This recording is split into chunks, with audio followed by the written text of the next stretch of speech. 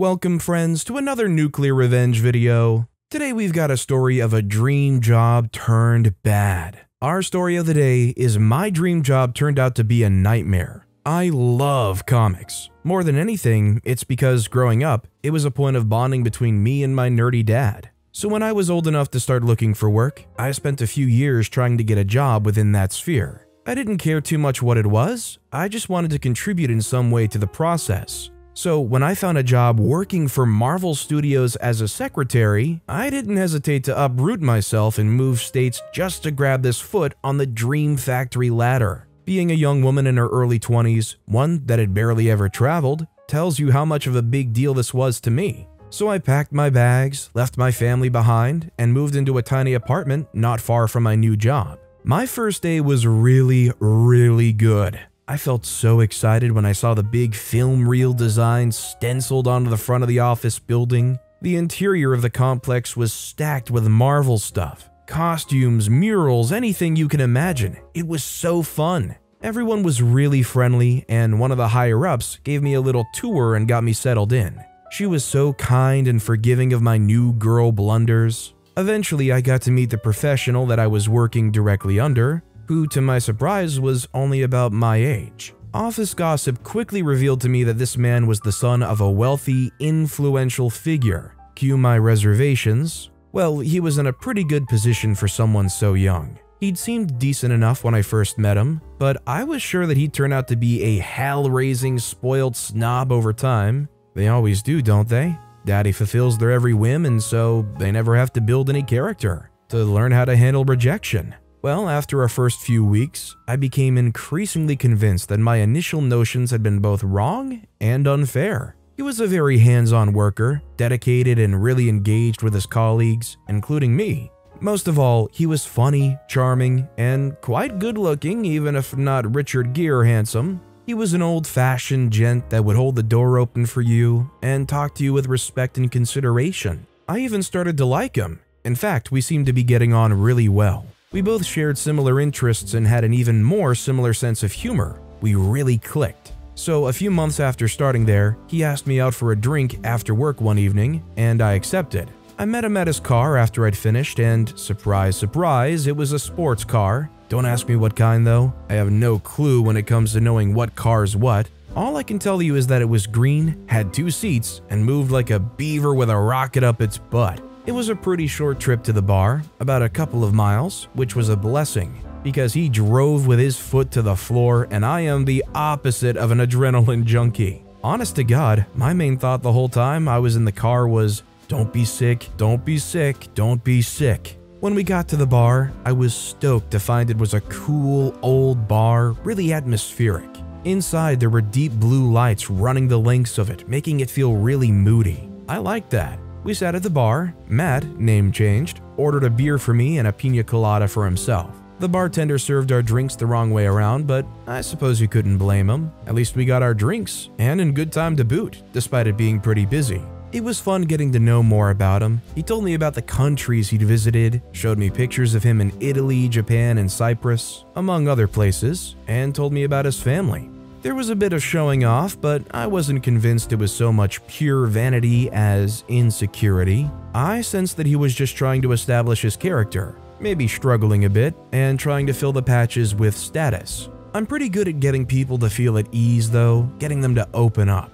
So I just worked on him a bit, and eventually, with the help of alcohol, got him to be more natural with me. I did ask him one cringe-worthily cliche question, "Do you come here often?" But he gracefully replied that it was his favorite. I'd been more than a bit wrong about him. He hadn't had such a breeze of life after all. His parents divorced when he was young, and he never saw his mother again. I asked him if he was angry about that. He said, "Not anymore, no, just disappointed." Then, like a thunderclap, he hits me with a confronting question. "You thought of me as a rich kid, didn't you?" I pulled that scrunched up face people do when they're hesitantly admitting something and nodded. He laughed. He said he liked my honesty. He didn't hold it against me either. It was forgotten and we carried on chatting and laughing until he dropped me off home. There was a click moment in the car where we just quietly looked at each other. He smiled at me, which made me smile and feel elated amongst other things. Next thing I knew, I was waking up next to him in bed.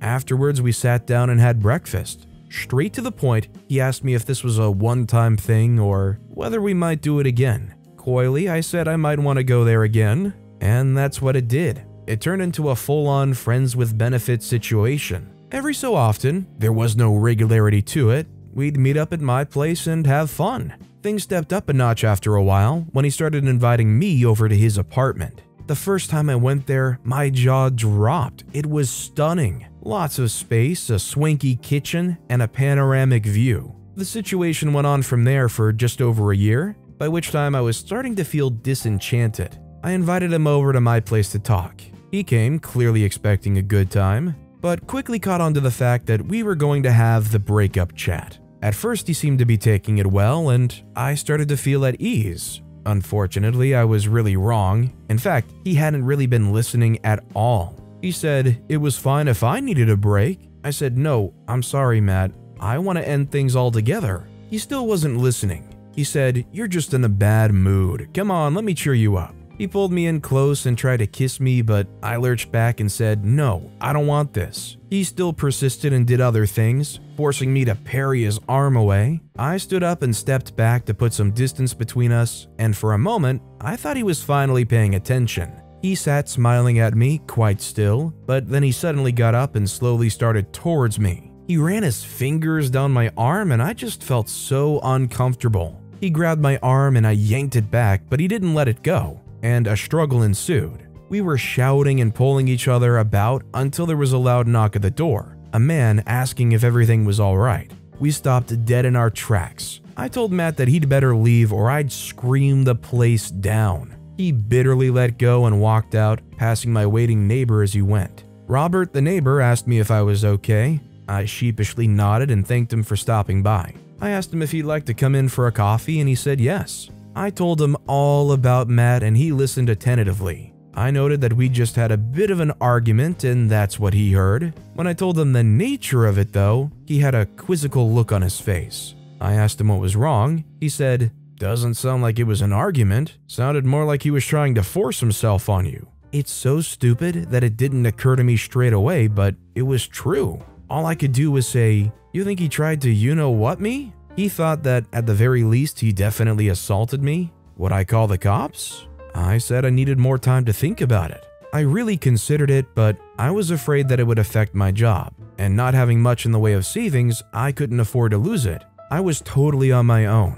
I decided to take a risk. On the following Monday, I went into Matt's office early in the morning to confront him. I told him that he's a disgrace to the company and that he should quit. He smirked and said, "And what if I don't?" And I told him that if he didn't, I'd go straight to the police and tell them that he assaulted me. This is where I bluffed a bit. I said that Robert had not only heard everything, but had peeped through the keyhole and seen him grabbing me aggressively. I felt confident that it would do the trick. Watching him though, seeing how unfazed he was, made my confidence start to slip. With an infuriating cockiness, he said, "Go ahead, try it. Before you do though, tell me how you think it'll play out. Who are they going to believe? The respectable son of an influential family, or the disposable who-are throwing herself at me?" He said there's no way in hell they'd believe me and that once it failed, I would be looking up job ads online. Desperate not to lose ground, I made a last-ditch attempt to scare him by saying I'd tell everyone in the building what he'd done.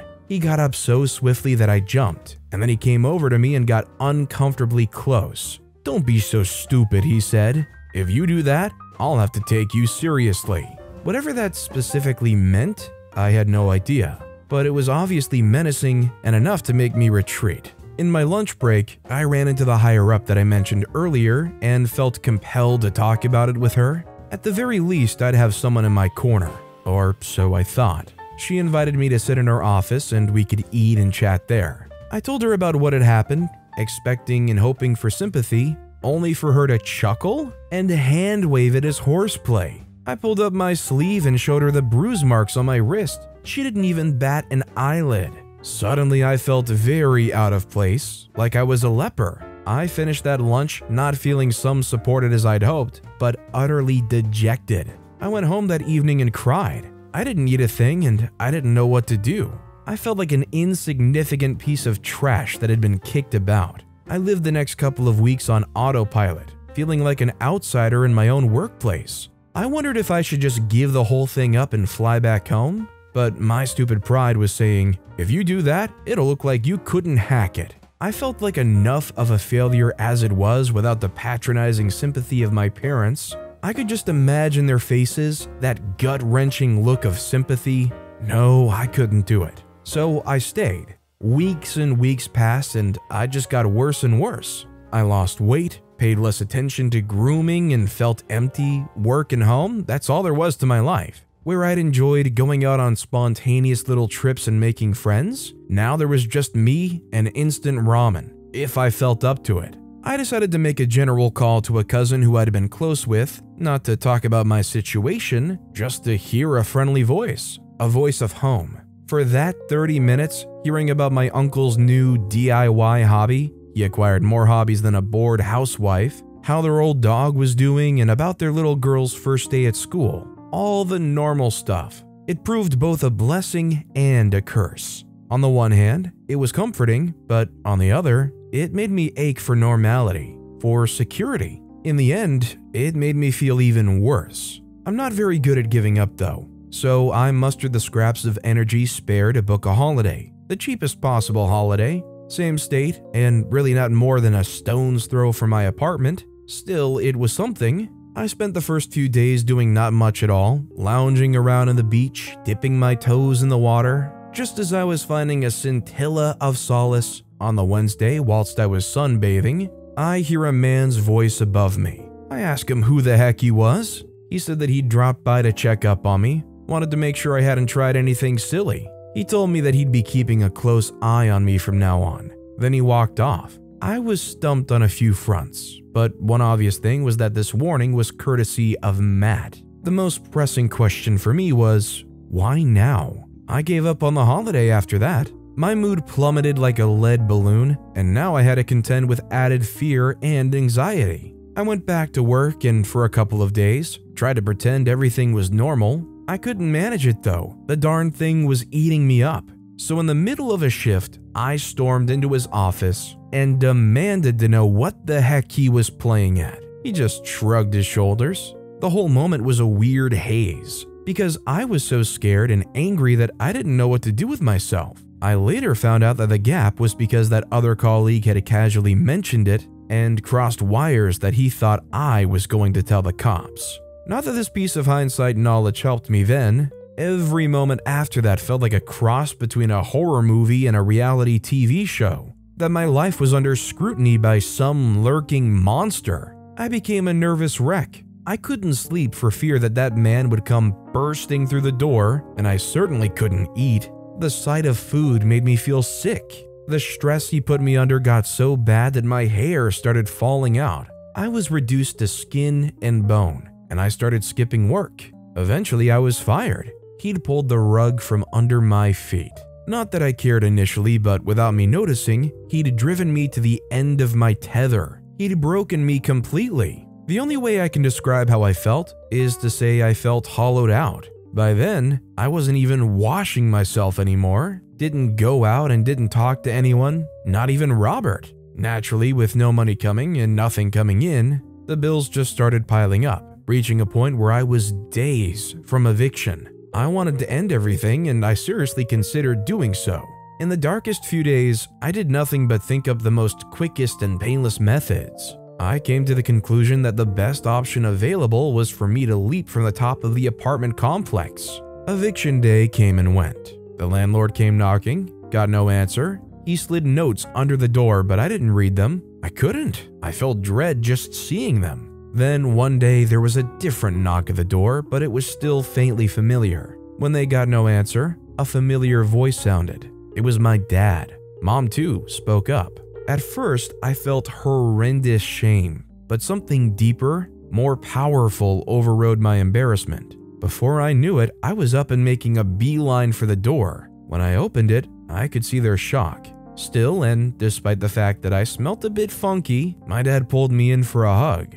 My mom cried. I cried. So much so that it seemed I'd never stop. We went into the apartment and sat down. and I told them only that I'd been struggling with my head. I feared what either of them would have done had they known the full extent of the situation. Either way, I really needed them and they stepped up. Dad went to the store and bought some food, whilst my mom cleaned up the place. In the meantime, feeling that there was a little light at the end of the tunnel, I felt enough momentum to take a shower. My dad cooked us my favorite, mac and cheese, and when we sat down to eat it, I felt happy and safe. It was all I could do to stop myself from crying happy tears. I was reminded that I wasn't alone, no matter how much Matt had wanted me to feel otherwise. My parents stayed for a couple of weeks, essentially nursing me back to health. Not exactly the West Coast break that my parents probably had hoped to have. During that time, they suggested I might move back and stay with them for a while. Although a big part of me wanted to say yes,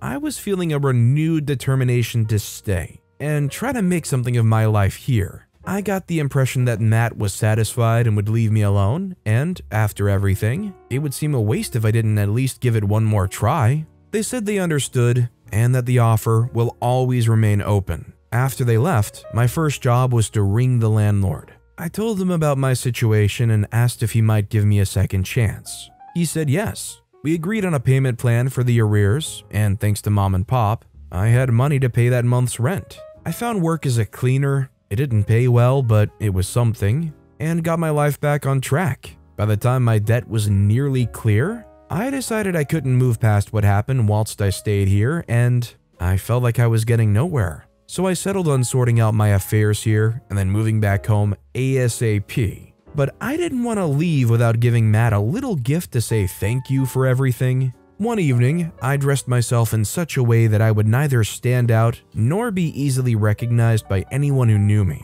Then I headed to the bar we'd gone to on our date and hung around outside for a while. I had to do this on 3 consecutive nights before I saw Matt's sports car roll up. Note that I'd also been keeping track of other people pulling in before he'd arrived too. When he went inside, I pulled out my door key and scratched a pre-selected red saloon along the length of its doors before slipping into the bar. I was so scared that Matt would spot me, but I knew I couldn't back out now. I went searching for the man with short ginger hair and a black top, and thankfully I found him fairly quickly. He was standing at the end of the bar talking to another man.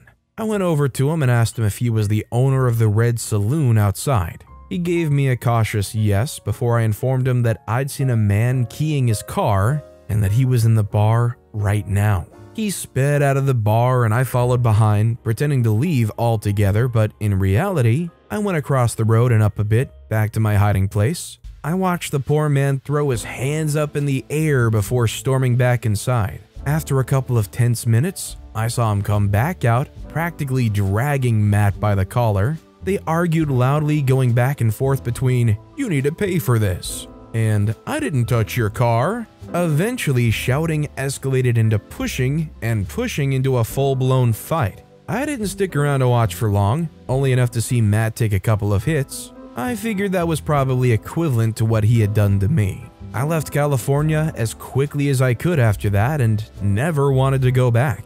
I went home, moved back with my parents for a while, and at first, I worked part-time in my sister's shop. I can't tell you how amazing it was to be back on home soil, comforted by familiar surroundings and close to the people I love. Some might say that I'd taken the easy way out, that I'm a quitter, but I want to remind those people that I'd been assaulted in my home until I hit what I now realize was a very severe depressive episode, as severe as it can get. And God knows I tried to make it work despite everything, but I couldn't do it with my own home being a constant reminder of what turned out to be the worst period of my life so far, and hopefully forevermore. As for the current me, I've moved back out of my parents' place and into an apartment nearby. It's amazing, really. Just a short time ago, I couldn't wait to get away from here and explore the great world beyond. Now, there's no other place in the whole wide world I'd rather be, and I'd be happy to stay here for the rest of my life. As for work, I decided that I wanted to try something more hands-on after seeing my dad throw himself into his DIY passion. After a lot of research and consideration, I decided that I wanted to be an electrician.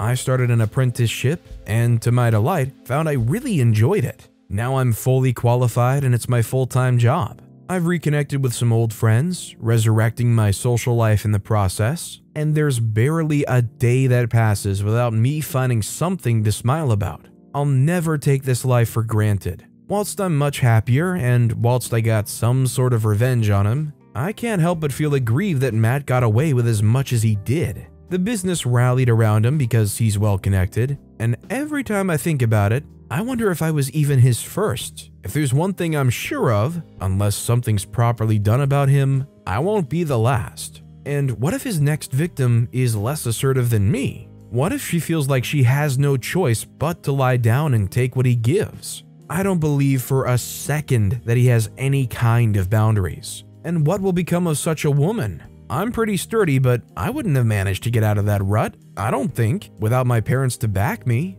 I'd hate to think that someone, anyone, would end it all over that lousy scum. He bullied me into silence, using his power to get his own way, and that's not right. I would sincerely like to see proper justice done, but, well, I'm just one person, one electrician. They made sure to drill into me that I couldn't battle corporate might by myself, to show me that they could ruin me, trample all over my life, and that it would barely require any effort on their part. Is the ending of the story really going to be me just praying blindly for karma whilst he goes on living the big shot life, using and abusing women as he pleases? I can't lie, that really upsets me. I don't know how you can hear this story and not feel terrible for OP.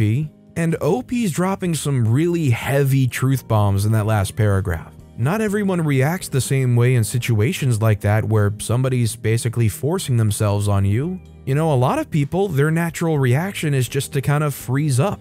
OP having their family to support them was monumental, and I'm glad for their sake that they were able to have them in their life. There is some revenge here, but let's be real, the true revenge isn't there until this guy is locked up behind bars. Do you guys think that for guys like Matt, who go and do these things to innocent women, that eventually it'll catch up to them? That eventually they'll be held responsible? Or is that just fairy tale thinking?